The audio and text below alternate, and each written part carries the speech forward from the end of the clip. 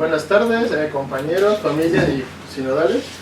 Me presento, soy Víctor Alberto Espinosa Valladolid y voy a presentarles junto con mi asesor, el doctor Juan Carlos Pukowicz, la tesis sobre seguridad demostrable para códigos de autenticación de mensajes. Presento para obtener el grado de maestro en ciencias en el departamento de computación. Muy bien, empecemos. Voy a explicarles rápidamente una introducción. Vamos a hablar un poco sobre las funciones, qué es una función aleatoria, qué viene haciendo lo de seguridad incondicional, y al final mostraremos uno de nuestros capítulos de la tesis sobre cómo demostrar la seguridad de ZMAC. Bien, primero, antes que nada, ¿qué es un código de autenticación de mensajes, o por sus siglas MAC, ¿no? Es un código o esquema de autenticación que puede ser visto como análogo a una firma digital. En el pasado, cuando las personas mandaban mensajes a otras personas, pues lo que hacías es tú colocabas un mensaje en un sobre y al mismo tiempo le colocabas en el protocolo un sello, ¿no? De esa manera, en este sello, era una forma de identificar que el mensaje había llegado sin ser alterado, porque si alguien notaba que el sello se había roto, sabía que entonces la integridad del mensaje se había comprometido. Y además, como en este sello se posee en este caso un representante como del escudo de la familia, uno puede autenticar ese mensaje. El MAC viene siendo la forma digital de hacer todo este proceso. Entonces, bien, ¿cómo se hacen los MACs actualmente? Bien, en el esquema de autenticación ya formalmente se compone de 3 algoritmos. Dichos algoritmos representan uno para generar una clave aleatoria acá, un algoritmo que toma el mensaje y lo pasa por una función MAC que comprime el mensaje para obtener lo que viene siendo el tag o lo que viene siendo la firma digital. Y al mismo tiempo, una vez que estos mensajes que son tomados, digamos, por el emisor, va a procesar este mensaje con la llave y va a entregarlo al receptor. Este mensaje se entrega por un canal inseguro, por lo tal tiene que el receptor buscar la forma de verificar que el mensaje sea auténtico. ¿Y cómo lo hace esto? Bueno, con la verificación canónica, que simplemente es que toma el mensaje que recibió, lo vuelve a procesar con la MAC.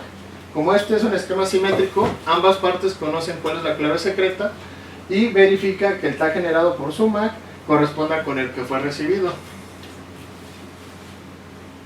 Ahora, ¿cómo uno genera estos algoritmos para los esquemas de autenticación? Bueno, están lo que vienen siendo los cifradores por bloques, o sus siglas BC, que son básicamente permutaciones indexadas por un espacio de clave, que vienen siendo las claves que uno elige. Esto es equivalente a imaginarse que tenemos una baraja de cartas, es decir, el texto es visto como varias cadenas de bits que vamos a revolver con los cifradores por bloques, de tal manera que sea muy difícil identificar el mensaje plano, o sea, que es lo que tenemos con el mensaje cifrado. Entonces, haciendo uso de estos cifradores por bloques, los vemos formalmente como familias de permutaciones, y con eso es que empezamos a hacer este análisis. Muy bien, además de los cifradores por bloques, tenemos otras maneras de generar estos códigos a través de permutaciones públicas, o esta nueva propuesta que vienen siendo los cifradores por bloques entonables. Más adelante explicaré un poco qué es esto.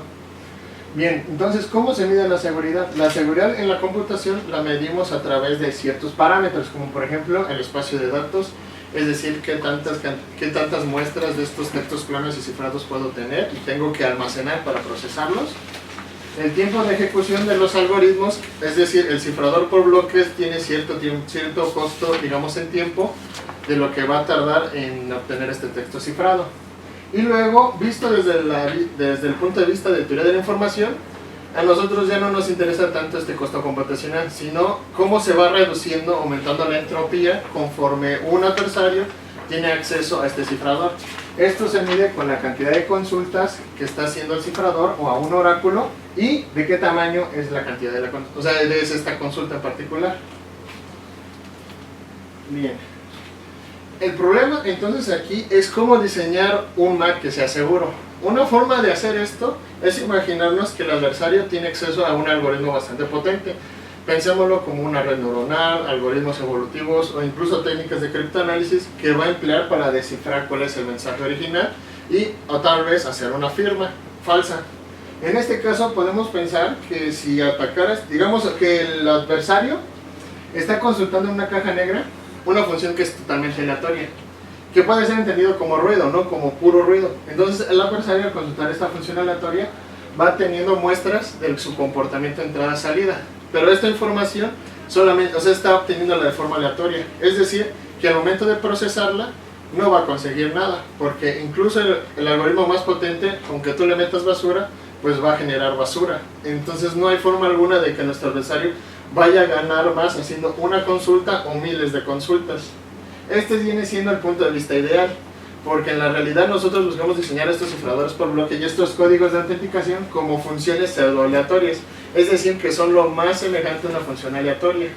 De hecho, Maurer en su artículo menciona que si tú analizas esto desde el punto de vista de teoría de la información, puedes obtener una función que él denomina cuasi aleatoria. Entonces, bien, ¿cómo identificar que estas funciones son aleatorias o no? Bueno, para el caso de los cifradores de bloques, como mencionamos, son permutaciones. En particular son permutaciones pseudo-aleatorias o PRP. Lo que viene siendo la versión que es más similar a lo que viene siendo una función uniformemente aleatoria de una permutación uniformemente aleatoria. Esto quiere decir que los cifradores de bloques se modelan realmente como PRPs, porque a final de cuentas son sistemas deterministas. Y las URP, que son las permutaciones aleatorias, son totalmente probabilísticas. Entonces, comparándolo aquí, vemos lo que viene siendo la cuota de cumpleaños. Es decir, uno pensaría que para encontrar dos personas que comparten el mismo cumpleaños, se requería una gran cantidad de personas. Pero como vemos, solo es necesario 20 personas para obtener una probabilidad del 50%. Esto para un adversario es una gran ventaja. Eso quiere decir que para un adversario cualquiera le es muy fácil distinguir un cifrador por bloques de una función pseudo-aleatoria. Por ello vienen las nuevas propuestas que vienen siendo como los cifradores por bloques entonables, que prometen ser, o sea, obtener una cuota mucho menor de esta diferencia. Ok, y bueno, hablando de estos cifradores, bueno, de estas nuevas MACs, están lo que se conoce como las MACs, que van más allá de la cuota de cumpleaños, o en inglés, que son MAC, Beyond Birthday Bound. A partir de aquí analizamos distintas construcciones, como es el caso de la PMAC Plus, que es la versión de PMAC, que va más allá de la cuota de cumpleaños. Tenemos otras versiones, principalmente a nosotros nos interesan las que están usando cifradores por bloques entonables, como viene siendo el CLRW2 o el ZMAC, que es el que vamos a analizar más adelante, que son construcciones que emplean estos cifradores por bloques entonables y garantizan seguridad de n más t sobre 2. En este caso, si t es el tamaño del tono, si vienen siendo las dos entradas del mismo tamaño, podemos garantizar incluso seguridad de tamaño n, que viene siendo, digamos, la seguridad máxima que uno puede obtener. Muy bien, en general nuestros objetivos es encontrar las propiedades de estos códigos de mensajes diseñados con cifradores por bloques para obtener esta cota de seguridad, pero nosotros lo vemos más de una perspectiva analítica, es decir, nosotros vamos a buscar primero entender cómo funcionan estas técnicas de demostración de seguridad incondicional, las que no requieren análisis computacional, es puramente análisis informático. Vamos a también analizar cómo son las construcciones de estas funciones pseudo-aleatorias, que son las que nos importan para diseñar estos códigos de autenticación. Vamos también a definir un nuevo marco de trabajo. Partimos a través de combinar varios artículos que vamos a tratar de homogeneizarlos con la notación muestra de la tesis y entender mejor cómo funcionan estas técnicas. Y luego de todo esto, para demostrar que hemos entendido, vamos a estudiar el esquema ZMAC, vamos a replicar su cuota de seguridad y vamos a todo esto a añadirlo en un documento, porque nuestra intención es que a lo mejor esto sirva para abrir una nueva línea de investigación en el departamento, o para que alguien más pueda seguir a partir de que no sea necesario que lea todos esos artículos, sino que pueda leer este documento donde está toda esa información condensada y continuar con el trabajo. Muy bien. ¿Qué es una función aleatoria? Para eso, primero vamos a definir nuestro marco de trabajo, que es a través de las familias de funciones. Una familia de función no es más que un conjunto de funciones, que todas ellas son de conjuntos finitos, que están indexadas por una clave K. De esa manera, con estas familias de funciones, podemos definir distintos tipos de funciones que nos gustaría para modelar nuestros cifradores. Por ejemplo, en particular, si esta familia es una permutación y si a esta familia de funciones le añadimos un espacio extra o un espacio extendido, podemos modelar lo que ahora viene siendo un cifrador por bloques entonables, que es una familia de permutaciones, cada una de ellas extendidas, de tal manera que al seleccionar un tono y una clave, yo puedo instanciar una permutación. y de esa manera pues trabajar ahora sí con nuestros algoritmos. Definimos rápidamente estas proposiciones que nos son de importancia. La primera es que es una función uniformemente aleatoria, que se define como esta variable aleatoria, y también definimos lo que viene siendo una permutación entonable uniformemente aleatoria, que son, bueno, que vienen siendo estos lo que son los oráculos ideales con los que vamos a estudiar esta seguridad de nuestros esquemas. Primero, para antes de mencionar el experimento que vamos a ampliar en todo esto, análisis de seguridad, definimos que es un adversario. Un adversario es un sistema probabilístico tal que toma, digamos, respuestas y a cambio da nuevas entradas. O sea, esto se entiende como que su comportamiento es una función probabilística. Y decimos que son no adaptativos si su comportamiento es totalmente aleatorio, es decir, que una vez que a él se le da una respuesta, la siguiente entrada que consulta es totalmente aleatoria, y de lo contrario decimos que son adaptativos. En específico decimos que son deterministas si al modelarlo como función probabilística su espacio de monedas es totalmente degenerado, es decir, es como si lanzara una moneda que solo tiene una cara. Por eso se dice que su comportamiento es determinista. De esta manera, en particular definimos lo que viene siendo un ataque bajo ataque de textos planos, que viene siendo el CPA. En esto se refiere a que el adversario va a tener acceso a un oráculo y el adversario va a ir poco a poco consultándolo con distintas preguntas, y conforme el oráculo le responde cada pregunta, él puede adaptar su comportamiento, más bien puede elegir todos estos textos, puede adaptarlo o elegir no adaptarlo, y de esa forma al final decir, ok, creo que ya tengo la suficiente información para hacer una firma falsa o para resolver el problema de distinguir, ¿no?, una función aleatoria de una pseudo aleatoria. Y bien, ahora, ¿cómo se define formalmente una función pseudo aleatoria? Para eso tenemos que pensar en el siguiente experimento, en donde están ambos mundos. Esto es análogo a la prueba de Turing, en donde hay una persona que está interrogando a una máquina, y esa persona tiene que decidir si la máquina es humano o no es un humano. Este mismo experimento se hace con las funciones pseudo-aleatorias, solo que aquí tenemos dos mundos, un mundo ideal o mundo cero, en donde nuestro adversario va a consultar una función aleatoria, y el mundo real, donde el adversario va a consultar una clave al azar, y con esa clave al azar va a instanciar una de las familias de permutaciones, en específico pues nuestra construcción basada en cifradores por bloques o nuestra construcción MAP, y con ello va a estudiar el comportamiento, y a partir de ese comportamiento vamos a analizar con qué probabilidad puede descubrir el adversario si está interactuando con la función aleatoria o con la función real. Esto se mide pues básicamente con la probabilidad con la que responde pues esta bit de salida. Y esto es importante porque esta probabilidad nos permite luego definir ciertas métricas, en especial una que vamos a usar más adelante, que es la distancia estadística. Muy bien. Hablando de la distancia estadística, nosotros para hacer la demostración usamos lo que se conoce como la técnica H, propuesta por Patarin. La técnica H fue poco a poco formalizada y nosotros decidimos plantearla de esta manera, con el teorema de técnica H extendida, parecido a lo que hace Nandi en su propio artículo. De tal manera que Nandi define la distancia de dos oráculos. Estos dos oráculos obviamente podemos entender como que uno es un oráculo real y otro es el oráculo ideal. Entonces, definiendo la distancia estadística entre el comportamiento de estos oráculos, podemos acotarlo. Claramente el comportamiento de estos oráculos van a ser ciertas respuestas de entradas y salidas que va consultando. Esto es lo que formalmente entendemos como un transcrito. Y en estos transcritos, hay transcritos, digamos, que son buenos y son malos, en el sentido de que un transcrito bueno son los que cumplen con este teorema. Y una vez que encontramos estos transcritos buenos, podemos hacer nuestra demostración de seguridad simplemente aplicando la técnica H extendida.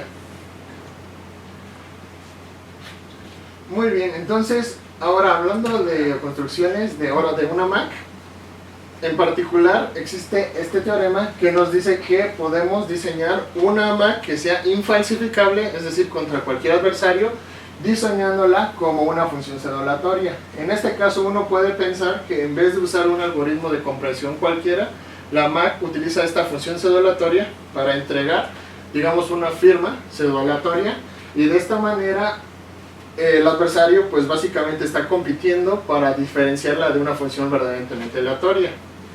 Claro, para ganar este experimento el adversario no necesita realmente hacer ese método. El adversario, digamos, incluso el adversario más tonto, podría simplemente tratar de ganar este experimento adivinando la clave, ¿no? Por eso es que aquí marcamos este elemento extra, que viene siendo la cantidad de consultas sobre pues el total, ¿no? Es decir, lo que estamos explorando, aquí es, más bien lo que estamos diciendo, es que el adversario va a tener que consultar pues todos los valores posibles para adivinar. Es, digamos, la estrategia trivial que puede hacer un adversario y que hay que tomarlo en cuenta. Ok. Bueno, ¿qué es ZMAC? Bueno, antes de mostrarles lo que vienen siendo los esquemas de ZMAC, es importante decir que ZMAC, pero es una instancia de lo que viene siendo esta familia, de esta construcción genérica llamada Carter-Wegman. Esta construcción lo que nos pide es una función hash que comprime el mensaje, y después utilizamos una función de esta función g, que lo que nos va a entregar ya es la firma que vamos a emplear. Entonces, al emplear esta construcción, lo que nos dice es que instanciamos estas funciones con 3 llaves. La función hash va a comprimir el mensaje, y luego tenemos estas funciones pseudo-aleatorias que son FLI y FL2, que dependen si se ocupa el padding para el mensaje o si no se ocupa. O sea, si no hubo padding, entonces no se va a ocupar esa función. Como lema mostramos rápidamente que esta construcción tiene una seguridad de Q al cuadrado sobre 2 por un epsilon, que es lo que define la función hash universal, que es epsilon universal.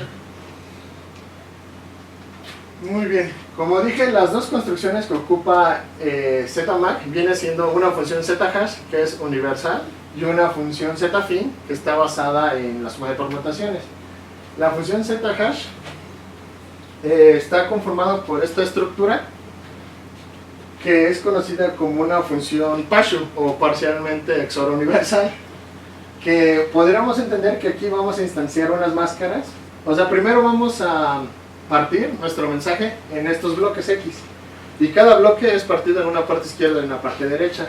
De esta manera la procesamos con este esquema, que nos garantiza que esto va a comprimir la función de estos mensajes, y una vez que obtenemos esta compresión vamos a obtener lo que son los valores para B y U. Y la otra parte importante, que viene siendo zfin, que, como dije, es una instancia de la suma de dos permutaciones. Es decir, que zfin puede ser entendida como una función pseudo-aleatoria. De esta manera tenemos las dos partes que necesitamos para utilizar la construcción Carter-Wegman, y así es como está diseñado la función ZMAC.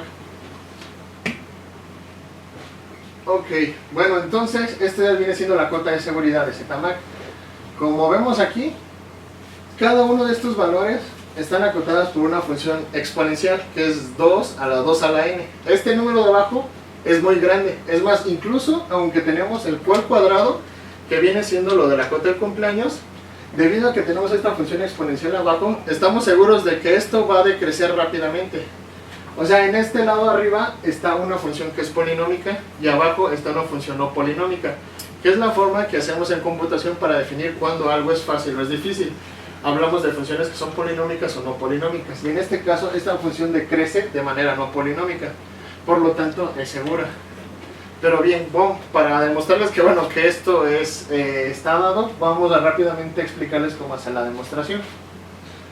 Primero formalizamos ZMAC de la siguiente manera, donde tenemos el zhash y luego zfin para el caso de que si se ocupa un padding o para cuando no se ocupa un padding. De esta manera mostramos la primera proposición.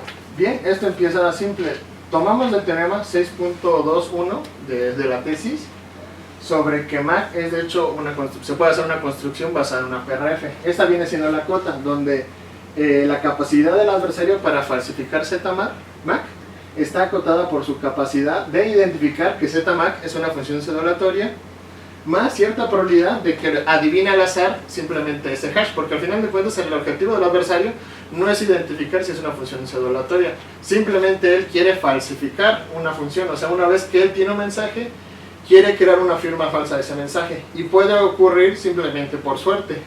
Claro, como vemos, 2 a la 2n es un número demasiado grande.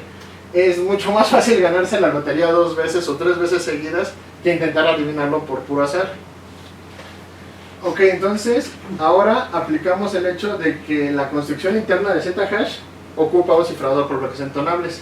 Pero esto, como es una función pseudolatoria, como esto es una permutación pseudolatoriamente entonable, simplemente reemplazamos esto con la ventaja de que tiene un adversario de distinguir el cifrador por bloques entonables de una función verdaderamente, de una permutación verdaderamente aleatoria. Entonces, separándolo de esta manera, obtenemos lo que viene siendo la construcción XOR Twig ideal, que es lo que viene siendo parte de la función Pashu que mencioné al principio de ZMAC. Y la otra es Pi, que viene siendo ahora sí esta permutación ideal, que es la entonable. Bueno, haciendo aquí un poco de análisis con ZFIN, como sabemos que es una función pseudolatoria, de nuevo sabemos que podemos reemplazarlo con funciones verdaderamente aleatorias, de tal manera que separemos la ventaja de cada una de ellas y aplicamos unos colorarios en nuestra tesis, precisamente el 8.2.8 y el colorario 8.3.4 para identificar los valores de ZFIN de cada uno de ellos, y al final reemplazamos y obtenemos esta cota. Esta cota, como ven, es 3 sobre 2, lo que quiere decir que es incluso menor que la cota de cumpleaños, que sería un valor cuadrático. O sea, porque este número 3 medios es menor que 2. Y obtenemos este valor precisamente de la capacidad que tiene al hacer el análisis con la técnica H, de romper nuestra construcción XP solamente como si fuera una función, una permutación pseudolatoria entonable. Bien, de nuevo, como tenemos de la lema 8.2.9, este epsilon es igual a 4 sobre 2n más el mínimo de n o de t. Esto ya se debe al análisis que hicimos de que para un caso podemos tener un tono que es mayor o menor, y en ese caso, dependiendo de cuál de los dos sea menor, si n o t, se obtiene esa cota específica para este epsilon. Bueno, ese valor específico para epsilon. Entonces, por último, aplicamos el lema 8.4.1 y obtenemos que combinando estos valores, los de arriba precisamente, al sumarlos, tenemos 4 veces q cuadrada sobre 2 y q cuadrada sobre 2. Entonces, haciendo este análisis, nada más aplicamos un poquito de álgebra, sumamos todo y obtenemos ahora sí la cota de seguridad de ZMAC. Esto está mejor explicado en la tesis. Bien, como trabajo futuro, proponemos cierta, o sea, de todo este análisis hemos encontrado que hay muchas áreas de oportunidad de este ZMAC. Entre ellas vemos que al emplear cifradores por bloques, existen ciertos cifradores por bloques entonables que tienen un tamaño de tono que es mucho más grande que su entrada. Y para el caso de ZMAC está limitado por el análisis que vimos a que su tamaño de tono solamente sea n, a lo mucho. Entonces vemos que es posible a lo mejor aplicar una función Pashu distinta para poder obtener seguridad de este tono para un tono mayor. Y esto del tono mayor también es útil en el sentido computacional, porque al usar cifradores por bloques entonables con tonos muy largos, entonces procesamos los bloques más grandes de manera más rápida. Es decir, que si un mensaje ocupa 4 cifradores, con los cifradores de tonos podemos reducir la cantidad de consultas que hacemos a cada cifrador, porque llamar un cifrador viene siendo la parte más costosa de todos estos códigos de autenticación de mensajes. Y por último, también mencionamos que analizamos bastante la técnica de coeficientes H, quisimos generalizarla para varios casos, y haciendo un poco más de análisis, que bueno, ya no alcanzó el tiempo, creemos que se puede incluso aplicar para ciertos conjuntos que sean continuos o incluso diferenciables, y tener cotas para sistemas basados en, bueno, para oráculos basados en sistemas dinámicos. Ok. Muy bien, muchas gracias.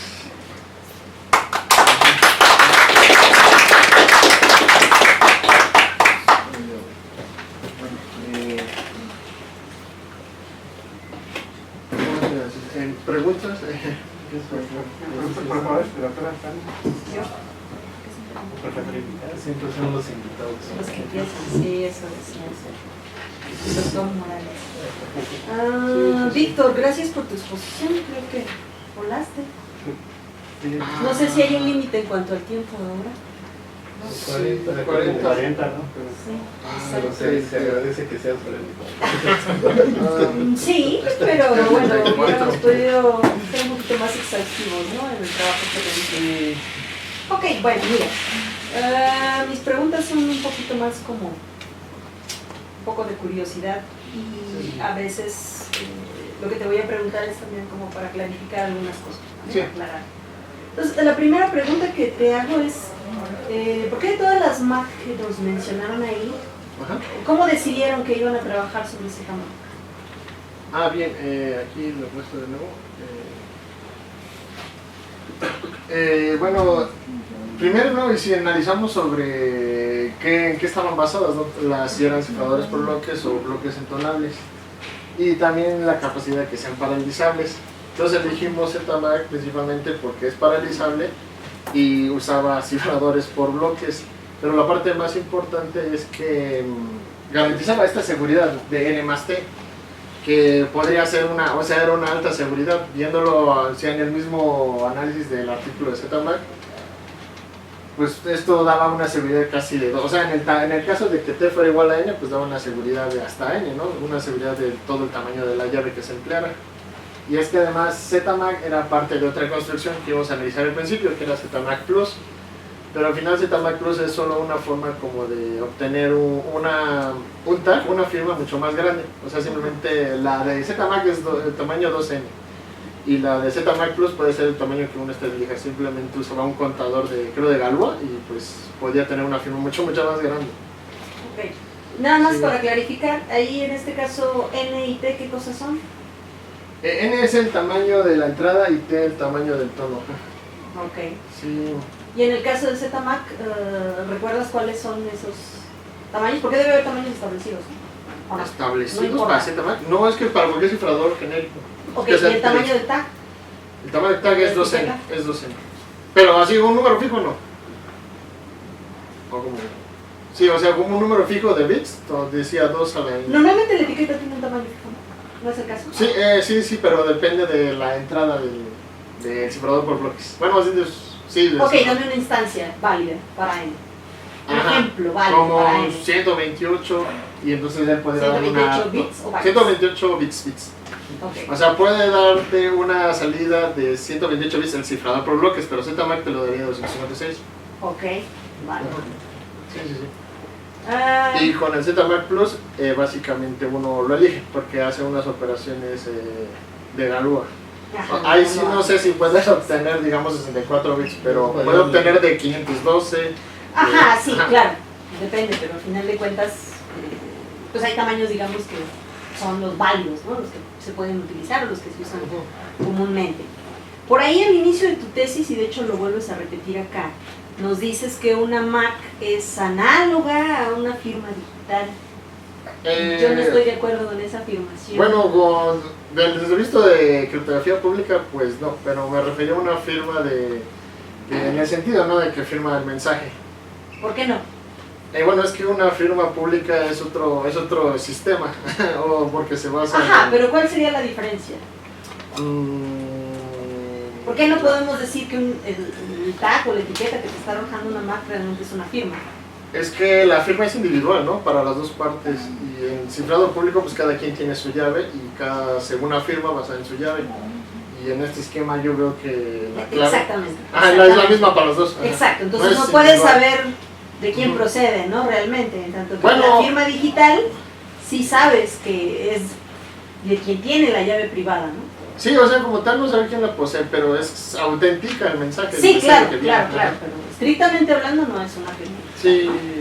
O sea, podemos Ajá. utilizarla en ciertos contextos, eso es verdad, pero realmente no lo es, ¿no? Ajá. Ok, muy bien, entonces, por ahí en tu diapositiva 14, si puedes ponerla por ahí, por favor.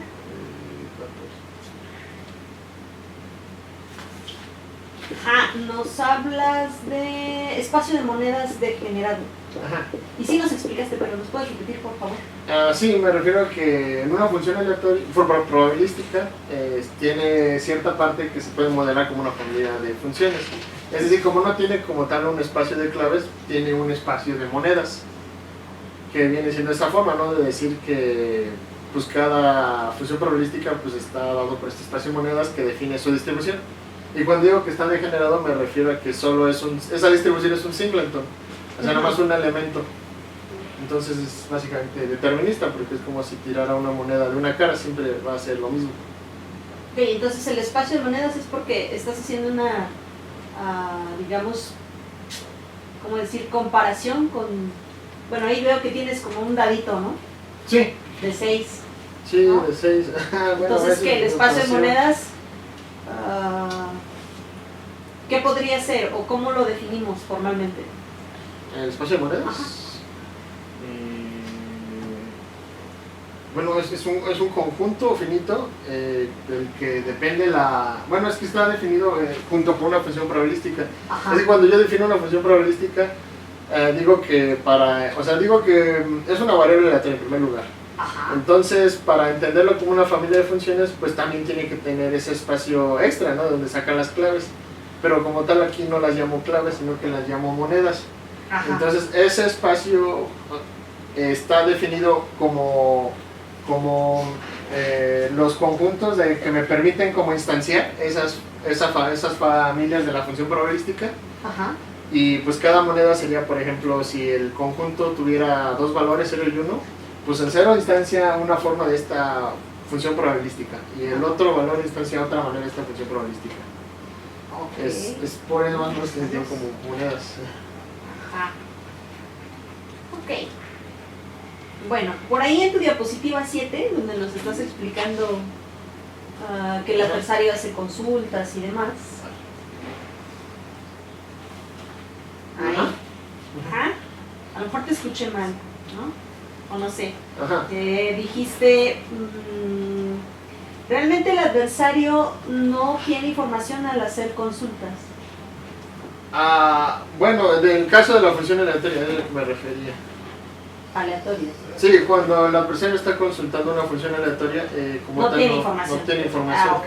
Porque sí, no, o sea, son valores, pero no Sí, reduces claro, entropía. siempre te está regresando alguna Ajá, cosa al azar. alguna cosa al Realmente azar. no te dice nada, ¿no? Sí, no Y queremos que la pseudo aleatoria se aproxime, ¿no? Se comporte. se comporte lo más De que manera tenga una parecida. función aleatoria.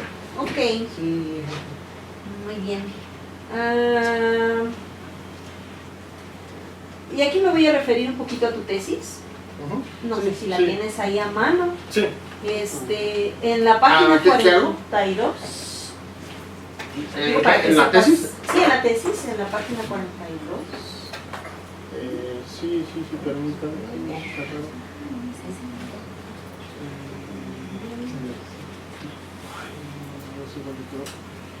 Página 42. ¿Qué más descifrar? No. Hablas de la noción de Shannon, ¿no? Ajá. Seguridad perfecta, sí. Seguridad Exacto, perfecta. seguridad perfecta, ¿no? Sí, ¿lo muestro? Entonces, Mejor, ¿no? pues sí, digo yo que lo tengo también. Ok.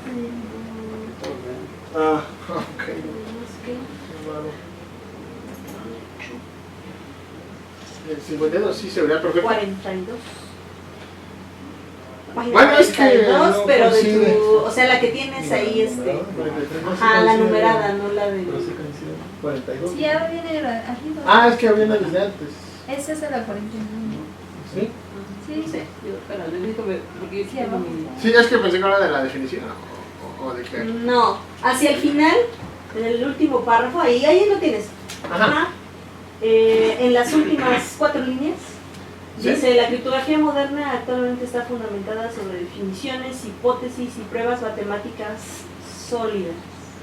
Ajá. ¿Realmente crees eso? Bueno, que sean matemáticas sólidas o cómo? Ajá.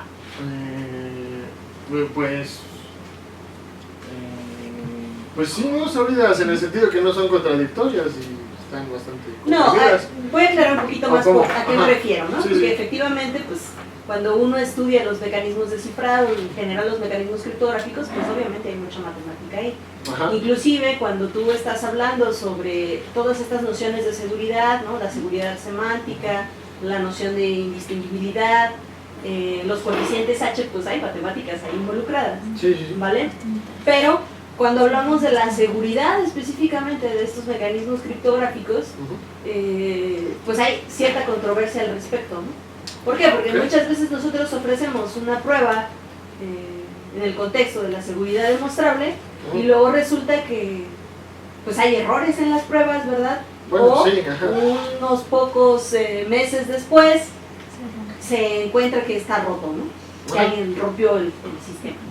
Entonces, Sí, sí, pero pues, yo Eh, creo que es culpa, pues ahora sí, de la gente, ¿no? Porque pues él le cometió el error de hacer mal la demostración. a veces la O sea, demostración no está y- mal y de todos modos La ropa. ¿Ah, sí? se rompe.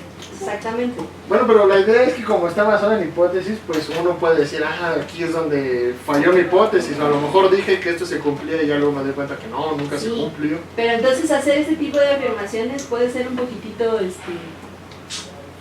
¿cómo decirlo? Controversial. Sí, controversial. De hecho, bueno, no sé si leyeron por ahí, digo, yo entiendo que ya son trabajos viejitos, ¿no? Pues Pero yo... Meneses y Koblitz tienen al respecto varios artículos quejándose de esta situación, ¿no? Sí. Entonces, digo, yo en particular, y también cuando estudié estas cosas, ¿verdad? Uno decía, híjoles, entonces eso que estoy haciendo de la seguridad demostrable a lo mejor no debería de hacerlo, ¿no? Pero no es el caso. ¿Cómo argumentarías tú a favor de este tipo de nociones de seguridad? ¿Qué puedes decir a favor de Bueno, es estas que... nociones de seguridad? Ok. En ese mismo artículo de Koblitz, él se quejaba, ¿no? De que estas pruebas como que le parecían poco rigurosas, ya que no se hace criptoanálisis. Pero Rogaway y Katz, de hecho, defendían este sistema diciendo que a pesar de que no sean tan rigurosas, son un esquema bastante útil, porque en primer lugar es mucho más fácil hacer un análisis de seguridad usando las técnicas H que hacer todo el criptoanálisis del código de autenticación. Eso es lo que argumentaban y bueno, yo estoy de acuerdo con ellos. Y aparte ellos decían que esto era, de todas formas era útil, porque bueno, es cierto, ¿no? Que ellos se quejaban principalmente porque veían ese poco rigor, ¿no? Y luego de repente pasaban cosas medio raras de que uno, no sabía que iba a pasar esto, y lo asumió en su prueba de seguridad. Pero ellos defienden de que aún así este sistema es sencillo porque fácilmente uno, digamos, cuando ocurre el error, se puede dar cuenta en dónde está el error porque haces todo un análisis formal diciendo, esto es el paso 1, el paso 2, y todas estas proposiciones las vas demostrando. Entonces al momento que falla algo, dices, falló en esta proposición, y a veces hay el caso de que esa proposición es independiente a todo lo demás. O sea, no todo el sistema colapsó, solamente colapsó este pedazo, y es como quitar y poner, ¿no? Que esa es la idea. Que esa es la otra idea, ¿no? De que esto es como diseñar todas estas más como un esquema genérico, como el caso de ZMAC. No está casada con ningún sistema de cifradores por bloques. No es como en las firmas digitales que, bueno, están casados con un problema computacional. De esta manera, pues ZMAC puede reemplazarse por otro cifrador. En el caso de que alguno llegue a fallar, como es genérico, dices, bueno, esto falló, es un fusible, lo quito y pongo uno nuevo. Entonces puede continuar todo este sistema. Sí, esa es la idea. Ok, luego ahí un poquito más adelante, en la página 48, Sí. ¿De aquí mismo? Sí.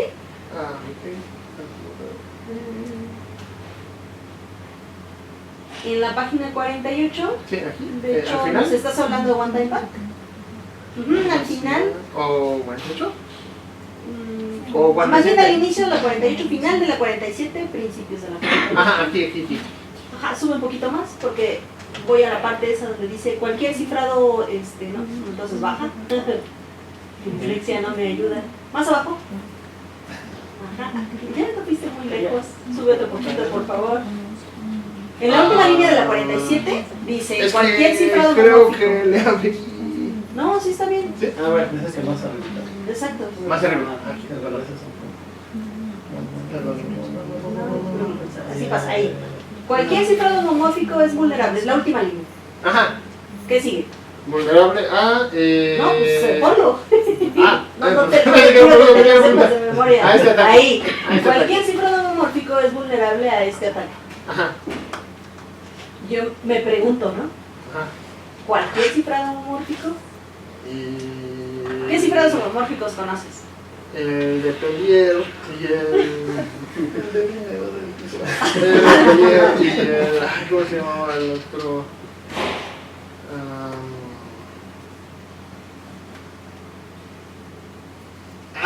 Perdón. Era el Gamal. Sí, exacto. Ya. Esos dos digamos que son los más representativos, ¿no? Sí, esos son los únicos que conozco. Pero aquí nos estás hablando de clave secreta, ¿no? Entonces me brinca un poco que nos estás hablando de One Time Pad, si no recuerdo mal. Ajá. Y de repente saltas a cifrado homomórfico, ¿como por qué? Ok. Bueno, lo que quería decir es más que nada que cualquier cifrado que use la propiedad homomórfica va a ser vulnerable a esto. Sí, yo entiendo que el cifrado homomórfico a lo mejor se refiere a... Es lo que me intenta decir, no se refiere a esas cosas en específico. Ajá. De acuerdo, sí. Sí, bueno, sí, lo que me quería referir es más que nada a esa propiedad homomórfica. Ok, ahora al Sí, respecto porque- de One Time Pad, Ajá, sabemos un que cifrado. cumple con esta... es que le llamas a las cosas diferentes de como les llamo yo, ¿no? Entonces yo digo que cumple Ok. con secreto perfecto, pero creo que ustedes le llaman distinto, ¿no? Seguridad perfecta. Ajá. Seguridad perfecta, ok, o seguridad incondicional, ¿no? Sí, secreto perfecto. Sí. Entonces te voy a plantear la pregunta que me planteó uno de mis estudiantes Ok. hace algún tiempo, ¿no? Al respecto de la noción de Shannon. Ajá. Entonces Shannon nos dice, en pocas palabras, que no es posible obtener ninguna información acerca del Ajá. texto en claro a partir del texto cifrado. Ajá. Eso es lo que en Es lo que principio dice. queremos decir, ¿no? Y uno de mis alumnos me decía, oiga, pero en particular la longitud la puedo saber, ¿no? No, porque bueno, eso ya lo sabe uno desde antes, ¿no? Bueno, más bien ya lo sabes desde antes, o como que la longitud. Ajá, sí, sé la longitud del texto cifrado, por lo tanto puedo saber la longitud del texto en claro, ¿no? Según yo, eso no es información, porque ya uno lo sabe, ¿no? No sé, tú dime. Bueno, es que, si no mal me acuerdo, Shannon define la información como la información necesaria, ¿no? Para predecir algo. O sea, Shannon lo ve como mensajes. Entonces, en un mensaje pueden tener ciertas palabras como, por ejemplo, papá, ¿no? Puede ser el mensaje de papá. Y al final transmites el mensaje y en vez de llegar papá, se transmite pap. Entonces tú sabes que no existe ninguna palabra en español que es pap. Y la única que podría concebir sería como papá, no, o papa. Ok, pero eso Ajá. en un cifrador por bloques, por ejemplo, puede suceder, ¿no? Porque le haces por ahí un relleno, ¿no? O pan, como Ajá. dices tú, ¿no? En el caso de One Time Pad, dices tú ahí que puede ser que sea de la misma longitud o que sea de una longitud mayor. La llave. Mayor al de la llave. Sí, es que... O a ver, recuérdanos entonces cuáles son las características que debe cumplir el One Time Pad para que cumpla con esta ilusión de seguridad perfecta. Bueno, que tiene que ser toda la distribución uniforme. O sea, la cantidad de bits que entran pues, solo se distribuyen de manera uniforme. O sea, todos los mensajes son posibles en el teorema de seguridad perfecta. Y en el One Time Pad, como son puros ceros y unos, como estoy haciendo una suma XOR con la clave, que es aleatoria en principio, entonces significa que cualquier A ver, valor... ahí pausa. ¿La Ajá. clave es aleatoria o puede ser pseudo aleatoria? En perfecto es aleatoria. Sí, exactamente. Sí, Esa sí, es una sí. de las condiciones. Sí, tiene Luego, que ser aleatoria, forzosamente. Y pues, bueno, como todos los bits tienen la misma probabilidad de ser ceros y unos, se respeta que el mensaje cifrado sea... bueno, se respeta al final que la probabilidad que uno conozca de, digamos, de ese mensaje 1 es la misma de que yo tuviera de cualquier otro mensaje. O sea, esa probabilidad de esos dos mensajes. O sea, yo tengo un mensaje M1 y un mensaje M2. ajá. Entonces cuando yo lo cifro voy a tener el cifrado S1 y el cifrado S2. Pero la probabilidad de que salgan ambos es exactamente la misma. De hecho es 1 sobre pues, la cantidad de bits, que es 2 a la n. Ajá. Ok. Entonces ahí se respeta, ¿no? Todo que es uniforme, Y ahí que es falta aleatorio. Para Typepad ser perfecto. Ajá. ¿Puedo repetir la clave? No, se tienen que desechar las claves, cierto. Solamente se usa una vez, ¿no? Solo se usa una vez. De ahí el nombre One Time Pad, solo se hace el padding una vez. Entonces, solamente Y tiene así que es ser cierto del tener- tamaño precisamente del mensaje, porque si uso dos claves, bueno, repito una clave, aunque sea parcialmente, pues se pierde también. Sí. Entonces te decía yo hace un ratito que como que la exposición corrió muy rápido, porque en tu tesis los primeros capítulos pues nos hacen una descripción justamente sobre estas nociones de seguridad, ¿no? Secreto perfecto, o bueno, seguridad perfecta, como le llamas tú. Sí. Estas nociones de seguridad semántica, tienes un capítulo sobre coeficientes H, justamente, ¿no? Y acá como que nos lo platicaste así por encima, ¿no? Sí. Sin embargo, de hecho lo dijiste al principio de tu exposición, ¿no? Bueno, lo que pretendemos es justamente tener un compendio aquí de estas nociones de seguridad y que no tenga yo que irme a leer todos los artículos por separado, ¿no? Para entender de qué va, ¿no? Ajá, entonces, pues esa es una parte que extrañé. Y me perdí un poquito, cuando hacen la demostración de ZMAC, Ajá. ¿están probando la seguridad desde qué noción de seguridad? Desde la de falsificación. Ajá, pero estás utilizando la cuestión de adversarios, esta Sí. noción de indistinguibilidad. Indistinguibilidad. Bueno, es dicho indistinguibilidad como PRF. Ajá. La PRF, experimento PRF. Exacto, ajá. Ya no hicieron la parte de coeficientes H. Sí, ¿Sí? pero es para la demostración de las partes que conforman ZMAC. Ah, entonces a Sí. ver, platícanos un poquito más sobre eso, porque me perdí. Sí. Ya no supe.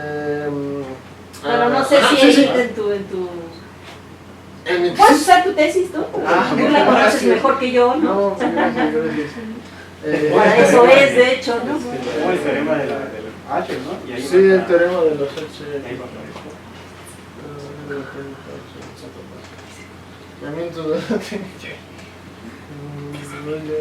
Ok, de acuerdo.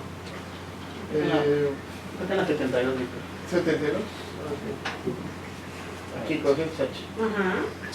Bueno, rápidamente, hablando ya más de texto de qué coeficientes H. No, pero esa es la definición, ¿no? Ajá. Pero más bien, El teorema. ajá, lo que pregunto yo es la el teorema, demostración del de la teorema. seguridad de ZMAC Ah, ya, utilizando coeficientes H. Pero ahí Ajá. no hay teorema. Sí, pero tú vienes de ZMAC, ¿no? Ajá, Sí. ¿cómo aplicaste coeficientes H a ZMAC? Sí, Exacto, rápido gracias. le muestro. Ya no sé. A ver. ¿Cómo están en los...? Está aquí ya, por ejemplo, se puede emplear para lo que viene siendo la construcción esta de seguridad del esquema XOR tweak, como yo le llamé en este caso porque es el XOR con un tweak ideal, en donde estamos usando una función que ya, bueno, que demostré adelante que es Pasho, y luego pues una vez que demuestro esta construcción de la XOR tweak, definimos que es indistinguible de una permutación pseudolatoria en base a los coeficientes H. En específico, bueno, definimos todas estas ecuaciones ya como... Primero definimos estas ecuaciones, ¿no? Que toman estos valores W y TI y me entregan, bueno, XI más WI para obtener todo esto. Pero ya en específico para hacer la demostración tenemos estos dos teoremas. El primer teorema es cómo se usan para los transcritos buenos. Esto es un poco, pues, bastante directo, ya que en primer lugar vemos la construcción XP, que es la real, y abajo viene siendo la construcción ideal. Entonces, como estamos hablando de transcritos buenos, todo esto está acotado. Y lo que queremos demostrar es que esto pues, está acotado a lo más de forma estrecha con 1. Entonces, de esta manera simplemente calculamos la probabilidad de obtener un transcrito dado. Por ejemplo, en este caso, la probabilidad de que SQ y XQ me dé igual a un cierto YQ viene siendo, pues, este SQ es independiente. Así que gracias a eso, de teoremos de probabilidad, pues podemos separarlo como 1 sobre el espacio de todo donde saco todos estos SQs. Y luego para calcular el valor del tour, pues es como la proposición que le había puesto en la presentación, que se obtiene esto simplemente calculando, donde vamos a tener este A, que es la cantidad de índices I menores que J, de tal manera que estos XQ son indistintos entre sí, pero dejamos fijo como el tweak, dejamos el tweak fijo. Entonces, bueno, dije ese, pero no me refería a ese. Entonces, fácilmente aplicamos esto, como que en ambos casos, en uno vamos a tener el caso ideal con la A, y el otro vamos a tener el caso real con la B. Entonces, para esto simplemente hay que hacer un poco de análisis de las ecuaciones anteriores, porque tenemos que ver distintos casos. En un caso suponemos que los SIs y los SJs no cambian, que es como fijar el tweak. Entonces fijamos el tweak y vemos cómo cambian los X entre ellos. Entonces, viendo que cada uno de estos X, bueno, al sumarlos de la ecuación, como vienen de la forma en que definimos los transcritos buenos, es que definimos arriba que es un transcrito bueno, en este caso específico, como esto. O sea, se dice que es bueno si el transcrito cumple que el ZI y el TI son distintos. Estos vienen siendo de los valores que se calculan internamente de la construcción que explico más arriba. Entonces, si se cumple esta condición de que es bueno, entonces yo sé que estos XIs tienen que ser distintos. O sea, estos, al sumarlos, van a ser distintos. Entonces, con esto puedo ver que I está dado por la cantidad de XI distintos de XJ. Entonces, los índices que yo quiero buscar son precisamente estos, los XI distintos. Entonces, ahora analizo el siguiente caso para la construcción real. Bueno, y veo ahora cómo está construido realmente la construcción XOR tweak. En el ZMAC, ¿cómo está construida realmente? Bueno, pues veo que en este caso, pues los índices B dependen obviamente de que XY y XJ sean distintos. Estos son, yo sé que son distintos porque siempre les aplico una máscara antes de meterlos al simulador por bloques. Y como sé que son distintos, pues se cumple esto, pero también se va a cumplir que a la hora de que lo paso por la función hash, que es de hecho una pashu, que viene siendo esta H, esta H de arriba, perdóneme.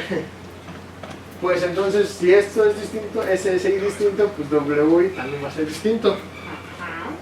Entonces, yo ya sé que X y W son distintos. Pero, ¿qué son realmente todo esto? Bueno, pues todo esto, al final, como digamos que nuestro adversario es el que controla las entradas, pues también está controlando pues lo que viene siendo el SI, perdón. Entonces, básicamente, él va a estar como que buscando ahí la forma de distinguirlos, pero no es nada más que estar buscando pues distintos, porque si fueran iguales entonces habría una colisión interna y ya no estaríamos en los transcritos buenos. Entonces pues simplemente me doy cuenta que pues la unión de estos dos conjuntos, pues una parte corresponde precisamente a I, y con eso digo que este BI es más grande. Entonces con eso ya al final de ese análisis por fin obtengo una desigualdad. Y la desigualdad se acaba en el momento que me doy cuenta que la construcción ideal tiene probabilidad menor o igual a la construcción real que está usando internamente el ZMAC. Entonces con eso ya cumplí con lo que dije arriba, que está acotado por 1 menor o igual que esto sobre lo de la probabilidad ideal. Pero ese es el análisis para los transcritos buenos. Para los malos es un poquito más complicado, porque ahora ¿qué significa que sea un transcrito malo? Pues es como que el complemento de los transcritos buenos. Entonces ahora estoy buscando los Z's y P's que sean iguales. Entonces analizando que sean iguales, ahora solo busco aquí solo estoy buscando en el mundo ideal. O sea, solamente voy a ver cómo mi adversario resuelve esas consultas en el mundo ideal donde está consultando una turb.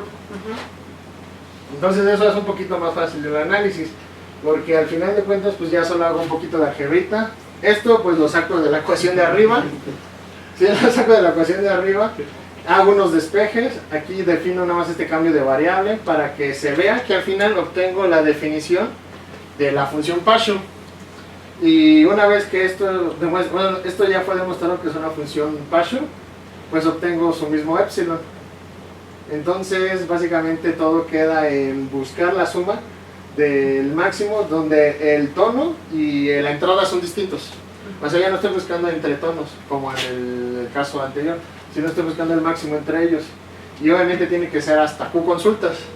Entonces aquí pues tengo obviamente el coeficiente binomial de Q de elegidos entre 2, y ya eso me da la cota, básicamente Q cuadrado sobre 2, que es una manera ya de obtener lo que vienen siendo las alfas y los betas que necesito para aplicar el coeficiente H. Porque ya aquí rápidamente, ya una vez que tengo esto, solo uso el colorario que definí para separar un poquito este análisis, que se deduce que si aplico nada más el lema 8.2 y 6 y el 8.2.7, pues se deduce que el alfa es 0 en el primer caso, porque era solamente 1. Y en el beta pues tengo que es Q cuadrada por el epsilon. Entonces con esto pues ya obtengo que si esta es una función Pashu acorde, que bueno, que ahí daba ya el valor del épsilon, pues se acota simplemente así. Y con Ok. eso se aplica la técnica. ¿Ves? Sí. Bueno, a ver, y ya para terminar, de todas estas nociones de seguridad que revisaste, ¿nos puedes hablar un poquito sobre las ventajas y desventajas de cada una? De Sí, rápidamente. ¿Seguridad? Pues de Bueno, todas las que sí. revisaste, ¿no? Sí, Tienes sí. seguridad perfecta, seguridad indistinguible, Sí, seguridad privacidad. semántica, Ajá.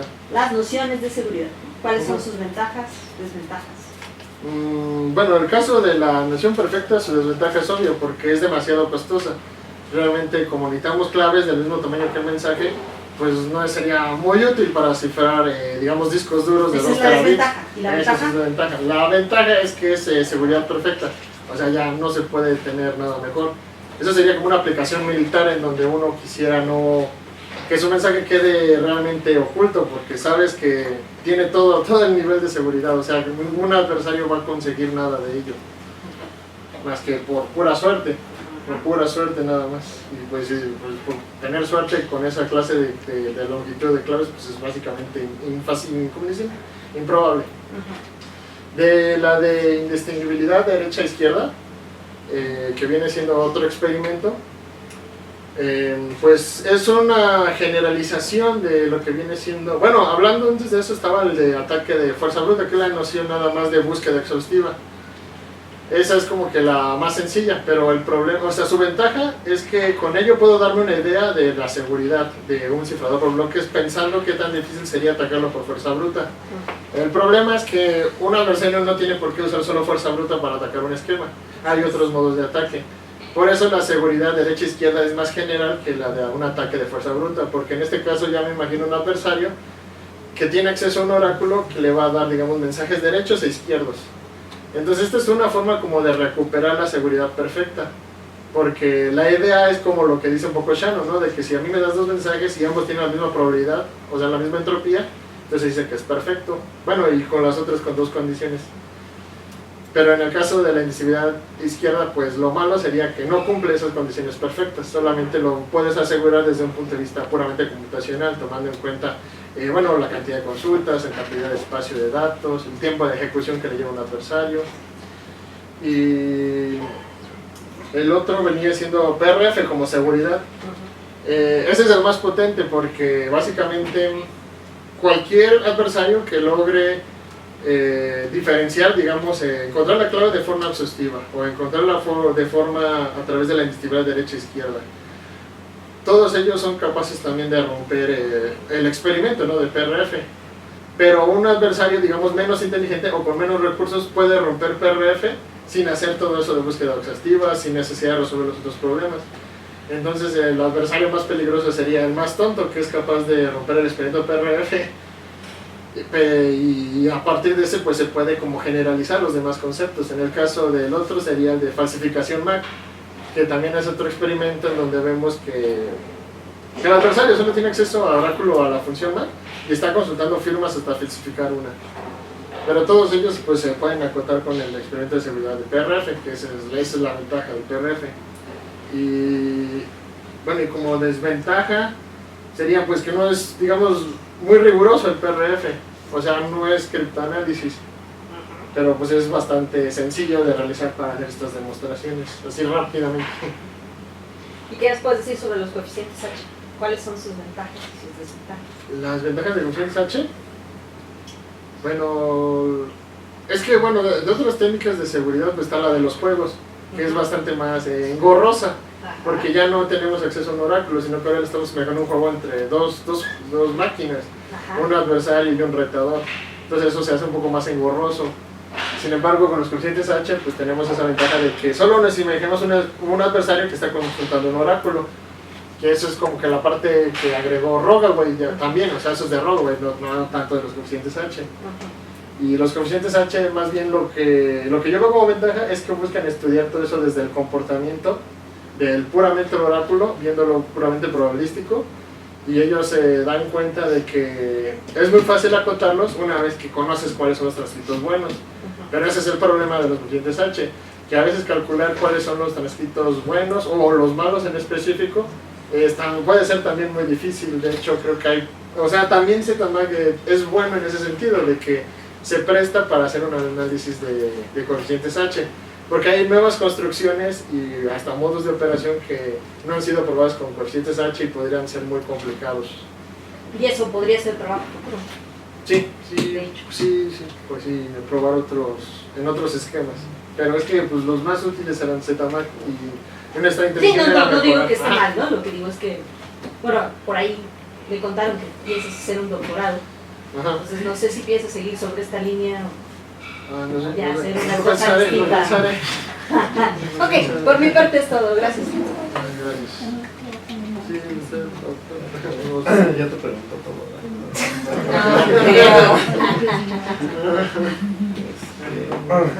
Mencionaste mucho las hash universales y eso, pero ¿qué diferencia tiene con una hash criptográfica? O sea, por ejemplo, no puedes usar aquí un SHA-3, por ejemplo, en tus nociones cuando hablaste de una... Porque por ahí mencionaste un El universal signo hash, mencionaste un Ajá. almost XOR universal hash. ¿no? Sí, es que son, bueno, es que tienen que cumplir, ¿no?, con la demostración de que sean pues universales, o sea, llevan también su análisis. Ajá, pero ¿qué diferencia hay entre un hash criptográfico y uno de estos universales? Bueno, que los universales son como construcciones más ideales y los criptográficos digamos que funcionan más en sentido computacional. Ajá, pero estos, Ajá. por ejemplo, el SHA tiene llaves. No usan llaves. Y los que yo digo pues sí usan familia de llaves. Bueno, pero como están definidos, ¿no? O sea, al final la función hash universal está definida así con un espacio de claves. Pero pues podría uno buscar hacer una construcción así sin... Bueno, sería más complicado, ¿no? El hash criptográfico.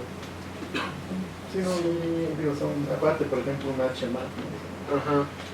El HMAC pues sí, solamente le sacaba un hash, pero era como que un hash rápido, pero no tenía seguridad. Ajá, pero el HMAC es como hacer una MAC con hashes criptográficos. Sí, sí, pero lo malo es que como que no tienen su análisis de seguridad de esas hashes, así que no puede como que garantizar que no sea muy fácil de encontrar a lo mejor una firma ahí falsa. Y ahora cuando dices de la noción de MAC y PRF, Ajá. se supone que una PRF puede ser una MAC, ¿no? Sí, Pero si construyes una MAC sin tomar en cuenta el PRF, quiere decir que también. O sea, tú diseñas una MAC así para hacer una MAC, eso implica que es una PRF, ¿no? Sí. A ver, si yo diseño una Mac en base a PRF, O sea, sí, o sea, porque Ajá. un PRF puede ser una MAC, ¿no? un PRF puede ser Implica una, que pero es al una- revés dice. Pero al revés, ¿no? Que una MAC sea una PRF siempre se cumple. ¿no? Digo, porque eso es una forma de hacer MACs, ¿no? Pero hay Sí. otras formas, ¿no? Sí, no todas Mac son PRF.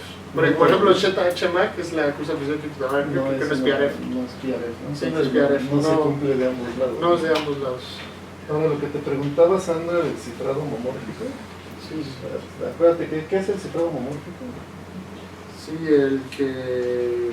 Un cifrado que permitía, ¿no?, que dos mensajes cifrados respetaran como esa aditividad, ¿no?, que respetan la aditividad. Pero eso no rompe ciertas nociones de lo que tú estás mencionando. Sí, pero eso no se usa, o sea... Ya no es pseudo aleatorio, ¿no? Porque si, digamos que si tú sumas dos textos cifrados, puede ser que en el mundo en claro sean multiplicados, ese tipo de cosas. Ajá. Pero más sin embargo se ocupan, ¿no? Pero, digo, recuerdo que Sandra trabaja en las Weaker Security Notions, se llaman, Ajá. porque al final no cumplen completamente estas nociones que tú dices, pero en la Ajá. aplicación te sirven, ¿no? Entonces, no- O sea, sí sería como reducir, ¿no?, su seguridad, o sea, no te garantizarían seguridad de n bits, pero a lo mejor sí n medios o... Sí, porque imagínate una criptografía que preserva el formato, Ajá. ya no es una PRF, por ejemplo, ¿no? Sí, Porque al darte el formato, pues ya te da información de cosas, ¿no? sí, bueno, sí, tienes razón, ¿no?, de información de cosas. Pero bueno, pero sí sirven, ¿no? Pero son otras como nociones, ¿no? Ahora, Sí, pero en ese caso como que sí era información. Es que bueno, es que volviendo a la pregunta de la doctora Sandra, aunque, o sea, por ejemplo, la seguridad perfecta, pues no, o sea, yo ya sé la longitud desde antes. Eso no sería información si yo ya la sé de antes. Ujú. Pero en este caso, pues sí tiene razón. O sea, yo no conozco cuál me va a dar la suma de esos dos números. Ahí a lo mejor sí sin podría. embargo, pues podrías hacer un ataque, ¿no? Digo, Sí, a lo mejor cuando un viste ataque. el LR o estas cosas, lo pueden montar muy fácil en ese tipo de sistemas, ¿no? Bueno, sí, sí. Ajá. Cifras Sí. los mensajes, ves su resultado. Puedes romperlo en estas nociones, ¿no? Sí, ajá. Pero para esos sistemas las nociones están definidas de otra manera, ¿no? Sí, sí. Como dices, Sandra, si quieres podrías hacer un pegadores, ¿no? Ajá. De Wicked Security, ¿no? Ahora, Wicked Security. cuando hablaste de máscaras, ¿esas con qué se generaban? ¿Máscaras? ZMAC. ZMAC, sí, se generan con una llamada al cifrador por bloques, pero están definidas ya. ¿Cuál es el objetivo de tener máscaras? El hecho de que no se pueda, por ejemplo, es que un adversario puede elegir dos bloques iguales, o sea, un bloque X1 y un X2, y si son iguales, pues ya es una forma que tiene, ¿no?, para resolver alguno de los experimentos. Pero las máscaras, como cada máscara va cambiando en cada bloque, así que aunque sean dos bloques iguales, al momento de enmascararlos me van a dar cosas distintas. Entonces puedes usar cualquier función para hacer máscaras, ¿o? ¿Ves que les llaman masking generation function? Ajá. O tienen que cumplir ciertas características. Sí, tienen que cumplir ciertas características. Por ejemplo, las máscaras que usan hacen un contador de Galois. O sea, son como... Un contador de Galois. Sí, entonces, o pueden hacer, por ejemplo, rotaciones de bits. El detalle es que sea... ¿Qué bueno, te garantiza, por ejemplo, eso que dices de Galois? ajá. Que realmente estoy usando todo el dominio. O sea, si yo trabajo con una cadena, digamos, de 8 bits, estoy usando todas las posibilidades de 2 a la 8. O sea, que tienes un periodo Sí, máximo. Sí, que hay un periodo máximo. O sea, el periodo máximo es todo el total, ¿no? Todo el periodo. Pero eso no te garantiza que las entradas al final no te den lo mismo, ¿no? O sea, No, porque no. eso finalmente, tú cuando calculaste los coeficientes H, Ajá. por ahí buscas que un XOR te pueda dar lo mismo, ¿no? Porque eso se puede dar, ¿no? La probabilidad de que dos cosas den lo mismo. Que buscas colisiones, ¿no? Que entradas que te den lo mismo. Entonces incluso la máscara no te garantiza que no tengas... Ah, sí, por sí sola no. Entonces por eso tienes que hacer. Si así fuera no tendrías que hacer tantos cálculos de combinatoria, ¿no? Sí, de hecho por eso se usa lo de la construcción, la PASHO, porque con la pura máscara no solo es como que parte para luego pues hacer toda la construcción. Entonces aquí básicamente, digamos, ¿qué matemáticas necesitas para poder usar los coeficientes de Pues, teoría de números y nociones de probabilidad, sí, más que nada. Bueno, sí, es que es mucho aritmética, mucho contar. combinatoria, ¿no? Combinatoria. Que al final eso es teoría de la información, ¿no? Sí, pura teoría de la Pura información. combinatoria.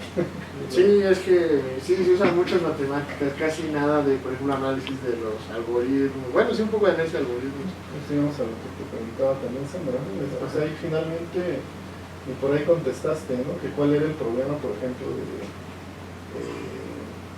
digo, ya saliéndose un poco del tema, lo que pasó con los algoritmos postcuánticos, ¿no? ¿Cómo se llama? La esquizofrenia.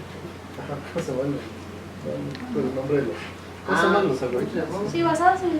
SVH. SVH, ¿no? Side. Ah, Y sí, hay pero esa uno, es un tipo precisamente de- hay uno que está basado en funciones hash nada más, ¿no?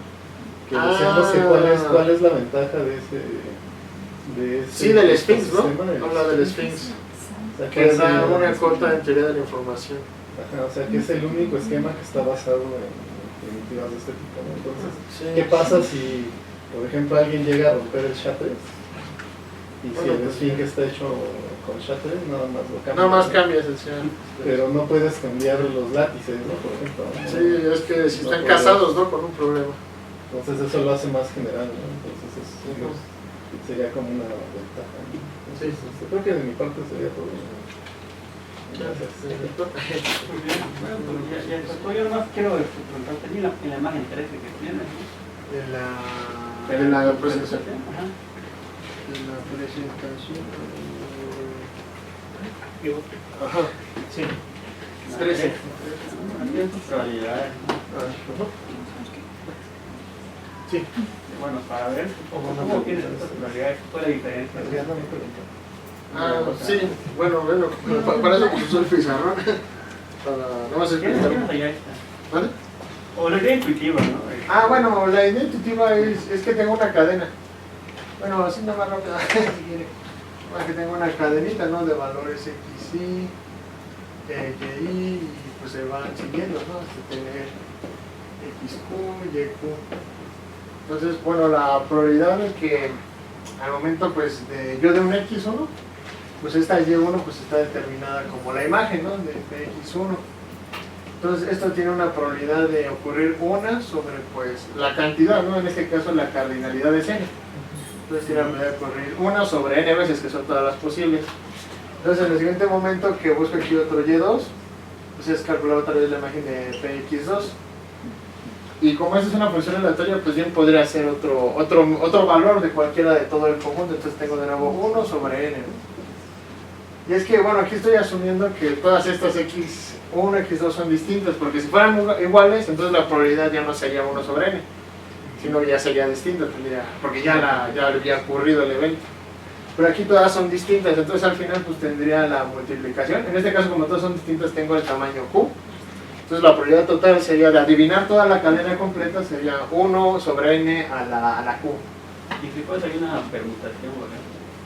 Bueno, si fuera una permutación, entonces la probabilidad cambia, porque una vez que elijo un elemento de todos los que hay, el siguiente pues ya no se puede repetir, por así decirlo, no es como en una baraja de cartas, o sea, no estoy cambiando las cartas ni añadiendo más.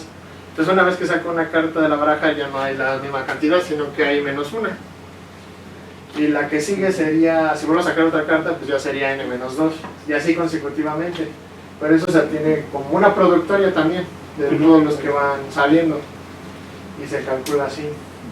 Y en el caso de la turb, lo que cambia es que una vez que yo puedo elegir un nuevo tweak, o sea, si por ejemplo todas estas son instanciadas con el TI1 y estas con un TI2, pues eso significa que al momento de cambiar el tweak, como que refresco la permutación. Entonces su probabilidad se vuelve a ser la misma que desde el principio. Entonces volverá a tener 1 sobre n. Que esa es una de las ventajas de usar estas turbs, como que se asemejan más a funciones uniformemente aleatorias. Y te fijas en las parejas distintas nada más, ¿no? Sí. Bueno, solo comentar que aquí en este trabajo Víctor le echó muchas ganas a las matemáticas, bastante, ¿no? Y le costó mucho trabajo al inicio, ¿no? Pero avanzó y le hizo y realmente salió bien, ¿no? Salió bien con toda esta parte. Sí, empezamos desde bastante tiempo. Desde 1 más 1 y así, más 2. Todo de ahí para